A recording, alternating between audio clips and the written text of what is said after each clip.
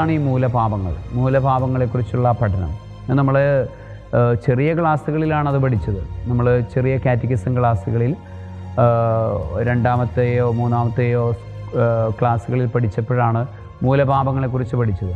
പിന്നീട് ആ കുമ്പസാരിക്കാനൊക്കെയുള്ള സമയത്തിന് മുൻപേ പഠിച്ച ഒരു കാര്യം അത്രമേൽ ഇമ്പോർട്ടൻ്റ് ആയതുകൊണ്ടും അല്ലെങ്കിൽ കുമ്പസാരത്തിൻ്റെ ആ ഘടനയിൽ ഈ ഒരു കാര്യം വളരെ സൂക്ഷ്മതയോടുകൂടെ ശ്രദ്ധിക്കേണ്ടതായതുകൊണ്ടുമാണ് നേരത്തെ തന്നെ സഭാമാതാവ് നമ്മളെ അത് പഠിപ്പിച്ചു തരുന്നത്. അപ്പോൾ ഈ മൂലപാപങ്ങളെ നമ്മൾ നോക്കി പഠിച്ചു കഴിഞ്ഞാൽ, അല്ലെങ്കിൽ ഈ മൂലപാപങ്ങൾ എന്തൊക്കെയാണ് ഞാൻ ചെയ്തത് എന്ന് ഓരോ കുമ്പസാരത്തിലും ഏറ്റുപറയാനായിട്ട് ശ്രദ്ധിച്ചു കഴിഞ്ഞാൽ, ആത്മീയ ജീവിതത്തിൽ ദൈവത്തിൻ്റെ ഉപദേശം കേൾക്കുന്ന അല്ലെങ്കിൽ ദൈവസ്വരം കേൾക്കുന്ന ആ നിലയിൽ നമുക്ക് മുന്നോട്ട് പോകാൻ സാധിക്കും. അതല്ല എങ്കിൽ ഒരു ധ്യാനം കൂടുന്നു,